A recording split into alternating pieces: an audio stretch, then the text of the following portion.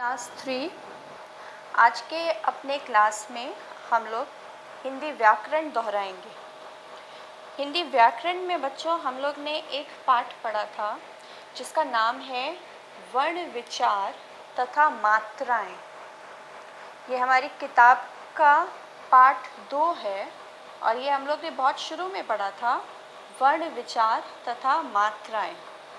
तो आज इसी पाठ को हम लोग दोहराएंगे और इस पाठ में बच्चों बहुत सारी बातें, बहुत सारी चीज़ें हैं जो समझने की हैं। और व्याकरण जो होता है वो समझने का ही होता है। व्याकरण को हम लोग सिर्फ याद करके, रट करके नहीं कर सकते। व्याकरण में जितना ज़्यादा से ज़्यादा आप समझेंगे, आपको या आपके लिए उतना ही ज़्यादा अच्छा है। तो ध्यान से समझना शुरू करते हैं और पाठ शुरू करते हैं, वर्ण विचार तथा मात्राएं। पाठ 2, पेज नंबर 7 और पाठ का नाम वर्ण विचार तथा मात्राएं।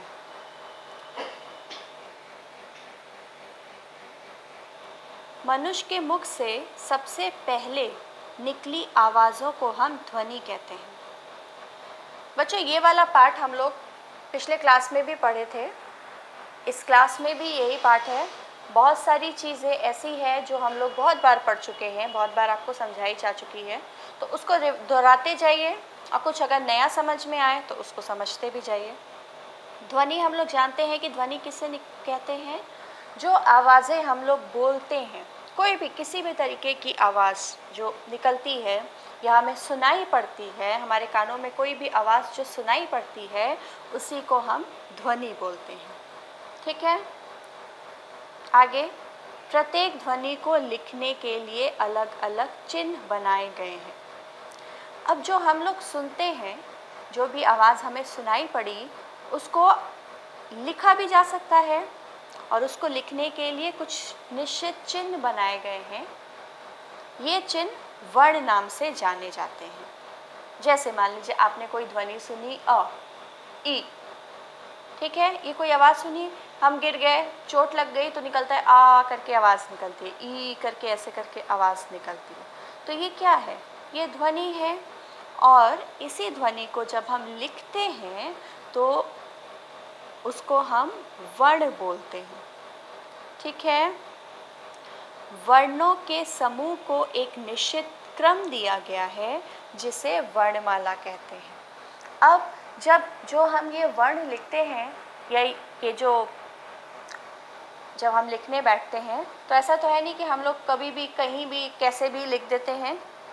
इसको लिखने का तरीका होता है कि कैसे पहले कौन सा वर्ण लिखना है, उसके बाद कौन सा वर्ण लिखना है, किस तरीके से लिखना है। एक के बाद एक निश्चित वर्ण आते हैं। ठीक है, तो यही बात यहाँ लिखी है कि वर्णों के समूह को, मतलब ये जो वर्ण है, ये जो लेटर्स, देखो वर्ण को इंग्लिश में बोलते हैं लेटर्स। ठीक है, तो ये जो वर्णों का समूह है, ये जो लेटर्स हैं, इनको एक निश्चित क्रम दिया गया है। मतलब एक हम लोग सीरियल वाइज लिखते हैं कि हमें पहले कौन सा लिखना है, उसके बाद कौन सा लिखना है, उसके बाद कौन सा लिखना है। ठीक है, तो यही जो सीरियल वाइज एक के बाद एक जो सही तरीका है हम जब लिखते हैं तो उसी को बोलते हैं वर्णमाला। ठीक है, वर्णमाला। अब आगे बढ़ते हैं। हिंदी भाषा के वर्ण 2 भागों में बांटे गए। अब हिंदी भाषा में जितने भी लेटर्स हैं, वर्ण हैं, उनको 2 भागों में बांटा गया है। पहला स्वर, दूसरा व्यंजन। ठीक है, यहाँ तक समझ में आ रहा है आप लोगों को? अब स्वर क्या होता है? जो वर्ण किसी दूसरे वर्ण की सहायता के बिना बोले या लिखे जाते हैं वे स्वर कहलाते हैं। बच्चों यहाँ पे जितने भी आपको स्वर दिए गए हैं, आप उनको बोल करके देखिए, खुद से बोल करके देखिए, तो आप समझ पाएंगे कि हम अगर कोई भी स्वर बोलें तो उस एक स्वर में और किसी वर्ण की ध्वनि नहीं आएगी। जैसे उदाहरण के लिए अगर हम लोग ऊ बोलते हैं तो इस ऊ स्वर में सिर्फ ऊ की ध्वनि आ रही है और कोई ध्वनि नहीं सुनाई दे रही है। तो उसी के आधार पे यहाँ पे स्वर की परिभाषा लिखी गई है कि जो वर्ण किसी दूसरे वर्ण की सहायता के बिना बोले या लिखे जाते हैं वे स्वर कहलाते हैं। ठीक है, अब स्वर होते क्या क्या हैं एक बार इनको पढ़ लेते हैं।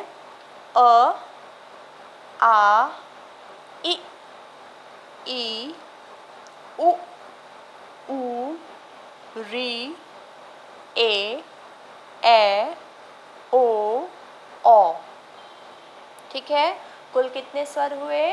कुल 11 स्वर हुए। यहाँ पे एक बात ध्यान दीजिएगा कि हम लोग जैसे इसको जब नया नया सीखते हैं तो बोलते हैं छोटी ई बड़ी ई, छोटा ऊ बड़ा ऊ।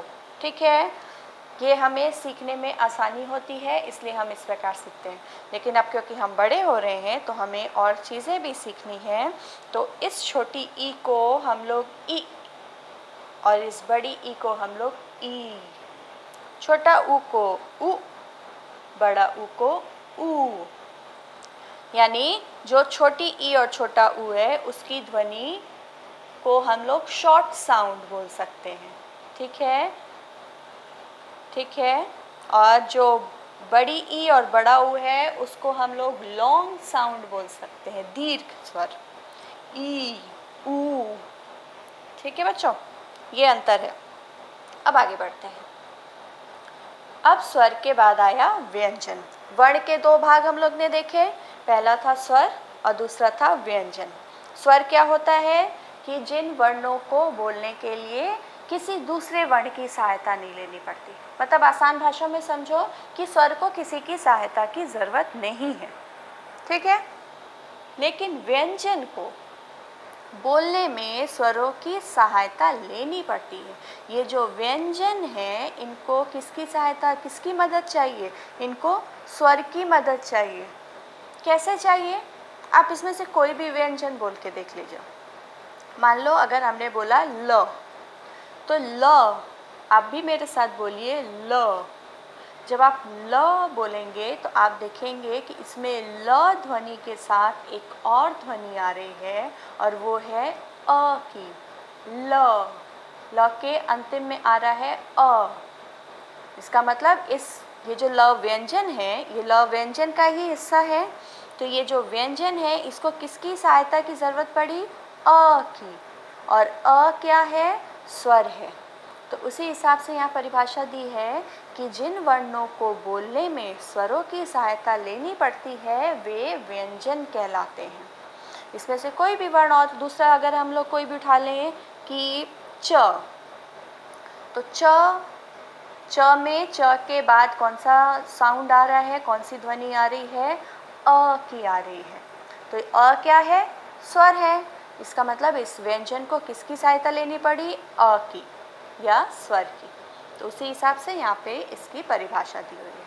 ठीक है, तो बहुत आसान है। अगर आपसे पूछा जाए व्यंजन किसे कहते हैं, व्यंजन वर्ण किसे कहते हैं, तो आप बहुत आसानी से बता पाओगे कि जिन वर्णों को बोलने में स्वरों की सहायता लेनी पड़ती है। आपने देखा कि इसमें से किसी भी वर्ण को बोलने में किसकी सहायता लेनी पड़ रही है?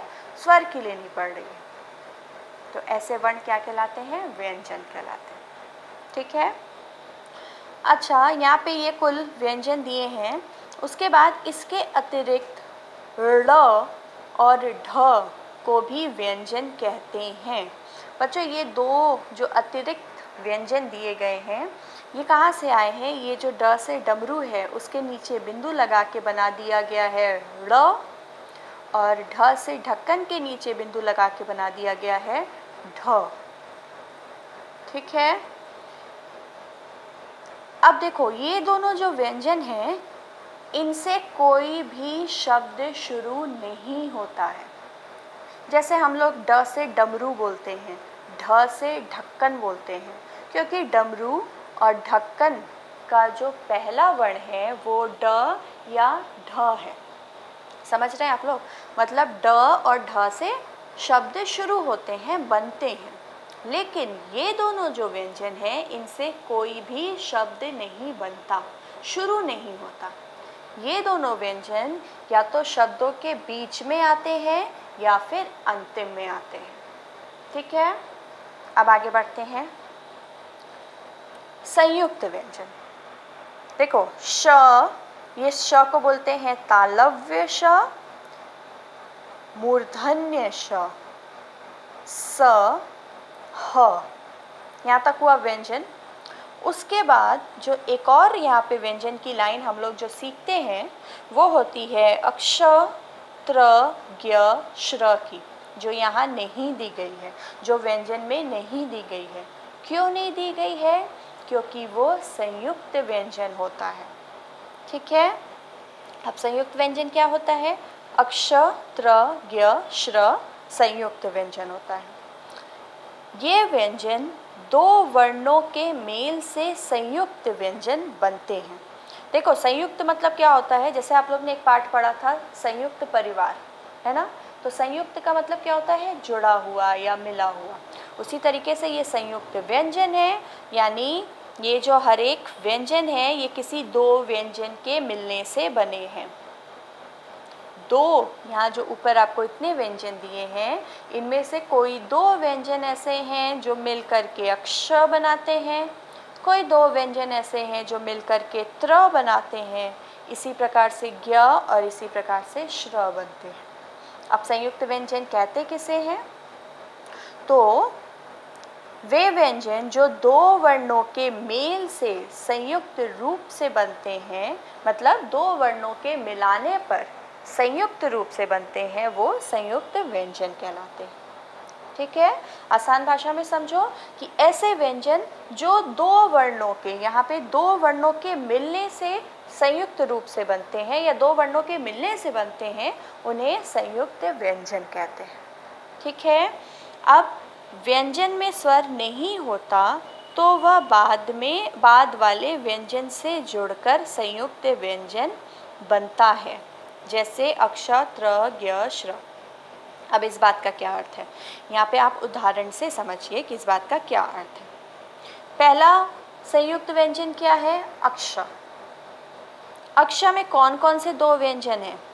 अक्ष में आधा क और मूर्धन्य श मिलकर के अक्ष बनाते हैं, इसीलिए हम लोग इसको अक्ष बोलते हैं, क्योंकि इसमें आधे क की ध्वनि है और मूर्धन्य श की पूरी ध्वनि है। यहाँ पे ध्यान से देखो, क के नीचे हलंत लगा हुआ है, इसीलिए उसको आधा क बोल रहे हैं। तो आधा क और श मिलके अक्ष बनाते हैं। ठीक है बच्चों, उसके बाद इसी प्रकार आधा त और पूरा र मिलकर के त्र बनाते हैं। तो जब आप लोग त्र बोलते हैं तो आपको त और र की ध्वनि सुनाई भी देगी, त्र। उसी प्रकार आधा ज और इया मिलकर के ज्ञ बनाते हैं, और आधा श, कौन सा श? तालव्य श, और र मिलकर के श्र बनाते हैं। बच्चों ये सारी महत्वपूर्ण चीज़ें हैं, इसको ध्यान में रखिए, इसको समझने की कोशिश करिए कि कौन कौन से व्यंजन जुड़ने से कौन कौन से संयुक्त व्यंजन बनते हैं। ठीक है, अब नीचे कुछ और भी महत्वपूर्ण बातें हैं, उसको भी देख लेते हैं हम लोग। संयुक्त वर्णों के कुछ अन्य रूप। बच्चों ये इसमें लिखा है कि संयुक्त वर्ण जो होते हैं उनको हम लोग कैसे लिख सकते हैं। जैसे अंतिम पाई हटाने पर जो वर्ण ऐसे होते हैं जिनमें ये पाई होते हैं, पाई वाले वर्ण मतलब ये जो आपको सीधी रेखा दिख रही है वो वाले जो वर्ण होते हैं, जैसे मान लो ये प, ठीक है, ये प, तो प आधा है, प के नीचे हलंत लगा हुआ है। तो हम क्या करेंगे, जब ऐसे कोई आधा वर्ण आता है, जब भी कोई आधा वर्ण किसी शब्द में आता है तो उस वर्ण को, उस लेटर को हम लोग उसके बाद वाले लेटर से सटा करके लिखते हैं। जैसे ये आधा प और य लिखना है तो हम ये इस प्रकार लिखेंगे। उसी तरह एक और उदाहरण दिया गया है, आधा त और थ, तो त की लाइन हट गई। ठीक है, त की लाइन हट गई। अगर आप इसको, मैं आपको उदाहरण से समझाऊं कि अगर मान लो आप और आपके मित्र कहीं जा रहे हैं, या स्कूल में ही, या चलो बाहर या कहीं भी जा रहे हैं, आप और आपके मित्र, मान लो आपका मित्र कहीं से छोटा सा गिर गया और उसको कहीं थोड़ी सी चोट लग गई, ठीक है, तो आप क्या करते हो, उसको उठाते हो, पकड़ करके अपने साथ डॉक्टर के पास लेकर के जाते हो। ऐसा तो नहीं करते उसको छोड़ देते हैं कि अब तुम गिरे हो, अपने आप उठो अपने आप जाओ, नहीं, उसको हम लोग उठाते हैं और पकड़ करके अपने साथ लेकर के जाते हैं। तो उसी प्रकार इसको समझिए कि ये जो आधा प है ये दोनों मित्र हैं। तो ये जो आधा हुआ यानी उसका जो पूरा शरीर है वो आधा हो गया, उसको चोट लग गई। तो ये दूसरे वाले वर्ण का क्या काम है कि वो अपने इस मित्र की सहायता करे और उसके साथ जुड़ जाए। ठीक है, समझ में आ रहा है? ये उदाहरण के लिए समझाया है। तो जो भी आधा वर्ण होता है, पाई वाला वर्ण होता है, उसमें से हम पाई हटा देते हैं और उसको उसके बाद वाले पूरे वर्ण के साथ मिला करके लिखते हैं और शब्द बनाते हैं। ठीक है, उसके बाद मध्य की पाई के बाद घुमाव। मैं आपको इसको आसान भाषा में समझाती हूँ। ये आपको पाई वाला समझ में आया कि जो लाइन वाले होते हैं उनमें से लाइन हटा दी। कुछ ऐसे होते हैं, इसको आप यहाँ पे देखिए, कुछ ऐसे होते हैं जैसे क है, ठीक है, कि बीच में लाइन है, लाइन के इधर भी लिख रहे हैं हम लोग, लाइन के इधर भी लिख रहे हैं, दोनों तरफ लिख रहे हैं। तो ये लाइन कहाँ आ रही है? बीच में आ रही है। तो हम बीच से तो लाइन नहीं हटा सकते, तो हम ये जो क में अंतिम में हम लोग ऐसे घुमा करके क की पूँछ बनाते हैं, इसको पूरी पूँछ ना बना करके आधी बनाते हैं। ठीक है, और बिना पाई वाले वर्ण में कुछ वर्ण ऐसे होते हैं जिनमें कि ये ट ठ ड ढ, इनमें तो कोई पाई होती ही नहीं है। तो इसको कैसे हम आधा कर सकते हैं? इसको हम सीधे नीचे हलंत लगा करके आधा करते हैं और कोई तरीका नहीं है आधा करने का। ठीक है, समझ में आया? आगे बढ़ते हैं। अब इसके अतिरिक्त कुछ अन्य वर्ण भी हैं, जैसे अनुस्वार, जिसको हम लोग अंग भी बोलते हैं। तो अनुस्वार से किस प्रकार से इसका उच्चारण करते हैं? मन, थन, मन, इस प्रकार अंग, कंग। ठीक है, तो मंथन या कंधा, इसका उच्चारण नाक से किया जाता है, मतलब करके बोला जाता है। अगर ये च के ऊपर लगा है तो कैसे बोलेंगे? चंग। प के ऊपर लगेगा तो कैसे बोलेंगे? पंग। ठीक है, दूसरा है अनुनासिक, जिसको हम लोग चंद्र बिंदु के नाम से भी जानते हैं। देखो, ये अनुस्वार और अनुनासिक के उच्चारण में थोड़ा थोड़ा बच्चे परेशान हो जाते हैं, क्योंकि इनके उच्चारण थोड़ा एक जैसा है। तो उसको ध्यान से सुनिए, ध्यान से समझिए और अभ्यास तो ज़रूर करिए। अब आया अनुनासिक, जिसको हम लोग चंद्र बिंदु भी बोलते हैं। तो ये कैसे बोलेंगे? पाँच, पाँच। इसका उच्चारण गले और नाक से किया जाता है।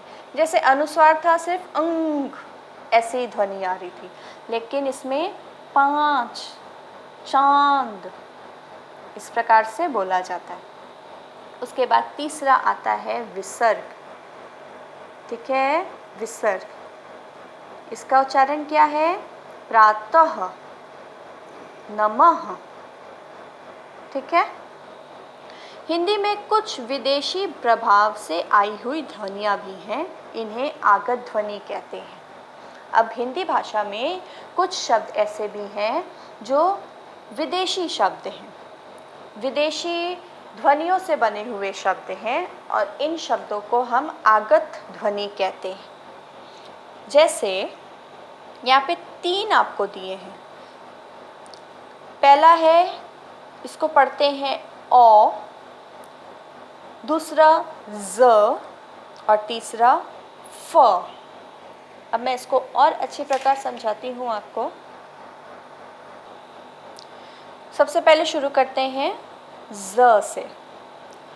तो जो ज से जहाज वाला ज होता है, उसमें जब हम लोग बिंदु लगा देते हैं नीचे, तो वो क्या बन जाता है? ज। जैसे ज से अगर हम शब्द देखें तो ज़रा, इसको जरा नहीं लिखते हैं, इसको क्या लिखेंगे? ज़रा। या नज़ाकत, या आवाज़, आवाज़ नहीं होता, आवाज़ होता है। तो ये ज ध्वनि जो आ रही है इसको कैसे लिखेंगे? ज के नीचे बिंदु लगा के। ऐसे अनेक शब्द हैं, यहाँ पे उदाहरण के लिए 3 शब्द आपको दिए हैं। और बिना बिंदु वाले ज को कैसे पढ़ते हैं? साधारण जंगल, जूता, जामुन आदि। ठीक है। उसके बाद आता है फ। बिना बिंदु वाला जो फ होता है, जिसमें बिंदु नहीं होती, जो प से पतंग के बाद आता है वर्ण में, वर्णमाला में, उसको क्या बोलते हैं? फ। जैसे फल, फूल, फिसलना, ये सब होते हैं फ। लेकिन अगर बिंदु लग जाती है तो उसको बोलेंगे हम लोग फ। फ। जैसे साफ, फर्श, फर्श नहीं बोलते, फर्श, क्या बोलते हैं? फर्श। तो ये फ। बर्फ, यहाँ भी बिंदु होगी, बर्फ आदि। आदि मतलब बहुत सारे शब्द हैं, सारे तो नहीं लिखे जा सकते, इसीलिए हम लोग आदि का प्रयोग करते हैं। अब ये जो यहाँ पे औ जिसके आगे बॉल और मॉल लिखा है, ये क्या है? इसको समझते हैं। बच्चों, जैसे हम लोग ने पढ़ा कि हिंदी भाषा में कुछ विदेशी प्रभाव से आई हुई ध्वनियाँ हैं, यानी ये हमारी हिंदी भाषा की ध्वनि नहीं है, ये विदेशी है, यानी दूसरे देश की या दूसरी भाषा की ध्वनि है। जैसे बॉल, बॉल इंग्लिश लेटर है, बॉल, मॉल, चौक। ये आजकल आप ऑनलाइन क्लास बहुत कर रहे हैं, इसलिए मैंने एक ऑनलाइन शब्द लिया है। ये सारे कैसे शब्द हैं? विदेशी शब्द हैं, इंग्लिश लैंग्वेज के शब्द हैं, हिंदी भाषा के शब्द नहीं हैं। लेकिन इन विदेशी शब्दों को जब हमें हिंदी में लिखना होगा तो हम कैसे लिखेंगे? बॉ, जो औ ध्वनि आ रही है, बॉल बोलने में जो औ ध्वनि आ रही है, बॉल, उसको हम क्या ऐसे लिखेंगे? ब में औ की मात्रा और ल, बॉल? नहीं, बिल्कुल नहीं। इसको हम लोग इसको बोलते हैं स्वनिम की मात्रा। स्वनिम की मात्रा, स्वनिम की मात्रा लगाएंगे। यानी इंग्लिश लैंग्वेज के ऐसे वर्ड्स, सिंपल लैंग्वेज में समझिए, इंग्लिश लैंग्वेज के ऐसे वर्ड्स जिसमें ओ साउंड आता है, ओ, उसको जब हम हिंदी में लिखते हैं तो हम स्वनिम की मात्रा का प्रयोग करते हैं। जैसे बॉल, मॉल ऐसे नहीं लिखा जाएगा, ऐसे लिखा जाएगा। चौक, जिससे हम लोग स्कूल में लिखते हैं चौक एंड डस्टर, उसको चौक हम ऐसे लिखेंगे। या ऑनलाइन क्लास जो आजकल आप लोग का चल रहा है, अगर आपको ऑनलाइन लिखने को बोल दिया जाए तो ऐसे नहीं लिखेंगे, इस प्रकार से लिखेंगे। ठीक है, समझ में आ रहा है? अब आगे बढ़ते हैं हम लोग। र वर्ण के 4 रूप मिलते हैं। ये देखो, ये जो र है इसके साथ बहुत सारी चीज़ें हैं। ये जब मात्रा सीखेंगे तो र में मात्रा सबके, ऊ की मात्रा सबके वर्णों के नीचे लगेगी, लेकिन र के अलग से साइड में लगेगी। उसी प्रकार र का यहाँ पर भी कुछ अलग से एक हिसाब है, उसको भी हम लोग समझ लेते हैं। र के रूप मैं आपको आसानी से समझाने के लिए इस तरह यहाँ पे समझा रही हूँ। देखो, एक तो पूरा र होता है जो हम लोग साधारण र से रथ, र से राम, र से रहीम, इस प्रकार लिखते हैं। पूरा र, कुछ भी नहीं है इसमें। दूसरा होता है आधा रूप, यानी आधा र। अभी पीछे हम लोग ने सीखा कि कोई भी व्यंजन जब आधा लिखते हैं तो हम लोग उसके नीचे हलंत लगा देते हैं, या अगर वो पाई वाला है तो पाई हटा दिया। ठीक है, इस प्रकार से। लेकिन ये र ऐसा है कि अगर र आधा लिखना है तो र के नीचे हलंत लगा करके नहीं लिखते हैं, उसको रेफ के रूप में लिखते हैं। ठीक है, रेफ के रूप में लिखते हैं। अब कैसे लिखते हैं? जैसे उदाहरण के लिए यहाँ पे लिखा है सूर्य, सूर्य मतलब सन, सूर्य। तो सू, पहले सू लिखा, उसके बाद आधे र की ध्वनि आ रही है। आधे र की ध्वनि क्या होती है? उर, सूर्य, सूर्य, सूर्य नहीं बोला जा रहा है, सूर्य होगा तो पूरा र आएगा, आधा र आ रहा है, उसकी ध्वनि क्या होती है, और। तो सूर्य, सू के बाद आधे र की ध्वनि है, तो जिस वर्ण के बाद आधे र की ध्वनि आती है उस वर्ण के बाद वाले वर्ण के ऊपर रेफ के रूप में आधा र लगता है। जैसे सु के बाद आधा र आ रहा है, तो सु के बाद वाला कौन सा वर्ण है, य है, य के ऊपर रेफ लग जाएगा। बोल के देखो, जब आप बोलोगे तब समझ पाओगे। वैसे ही आशीर्वाद, आशीर्वाद बना है।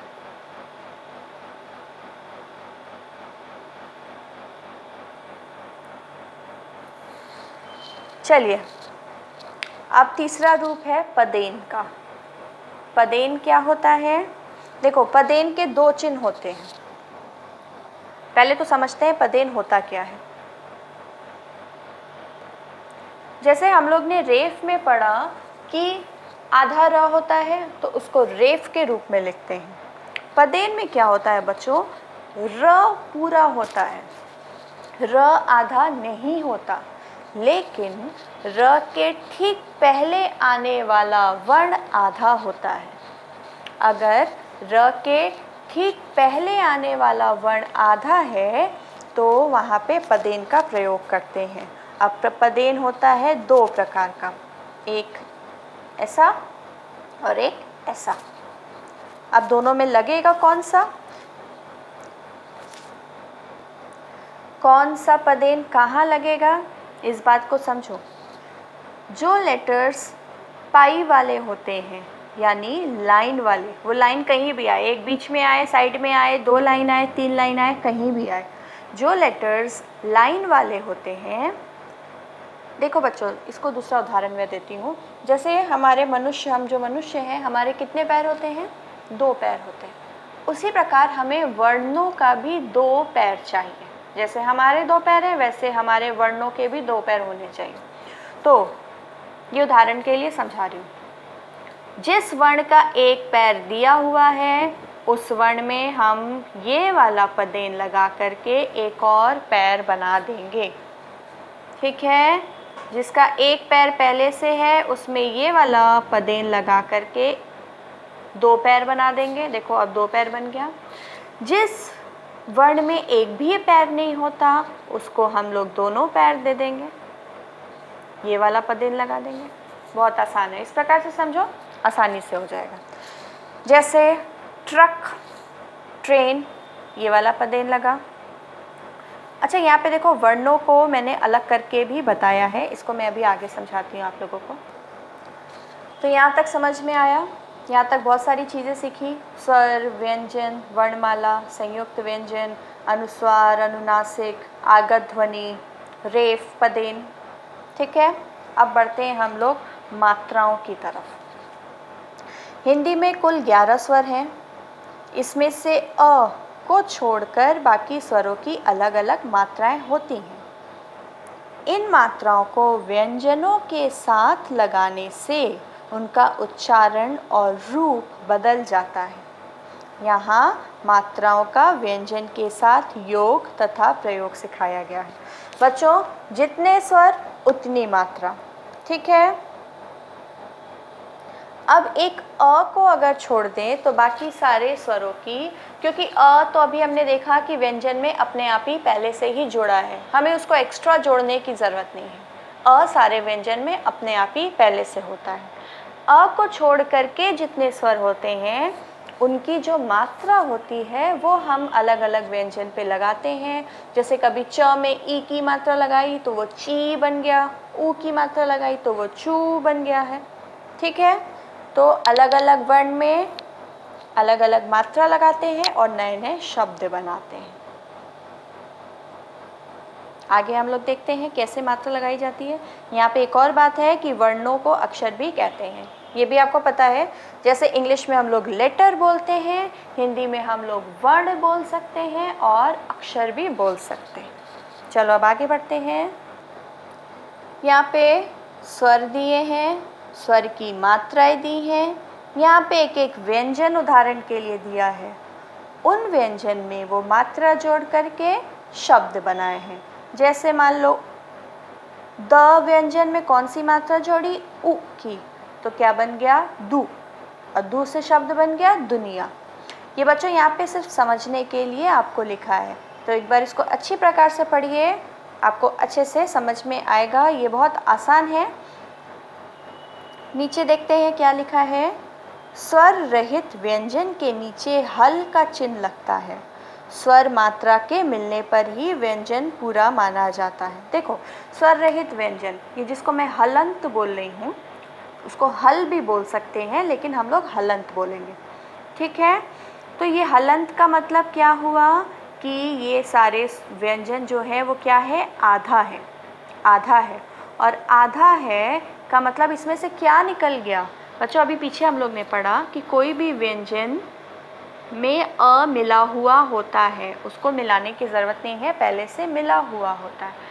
लेकिन अगर वो व्यंजन आधा बोला जाए तो इसका मतलब उसमें अ नहीं है, ठीक है, तभी उसको आधा बोलते हैं।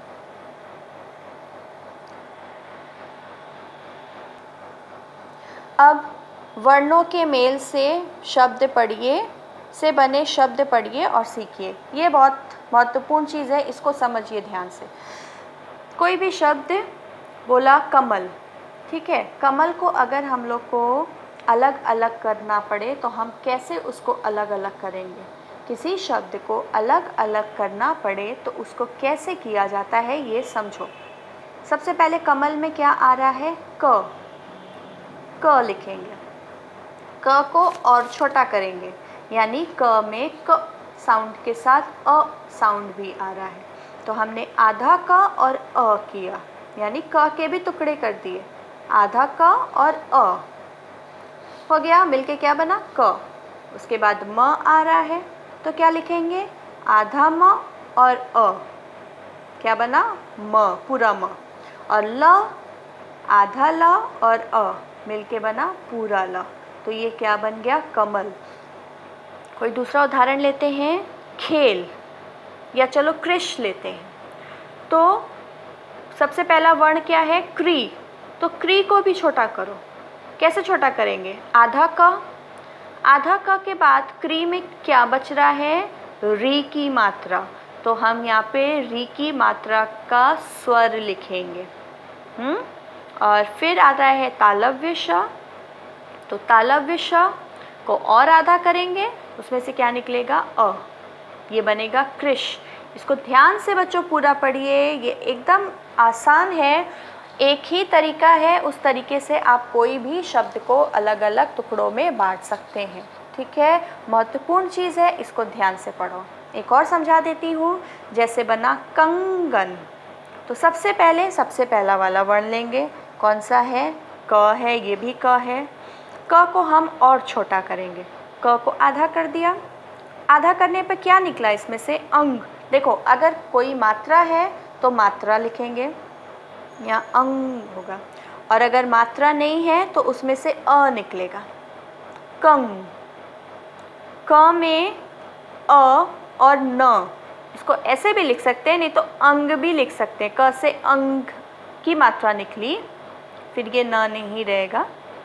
फिर ग लिखा, ग को और छोटा किया तो उसमें से अ निकल गया, अब और तो छोटा नहीं कर सकते, तो ये ख़त्म हो गया। उसके बाद न लिखा, न को और छोटा किया तो उसमें से क्या निकला, अ निकला, ठीक है। तो ये बन गया कंगन। बच्चों, इसको पूरा इसी प्रकार से पढ़िएगा, ठीक है।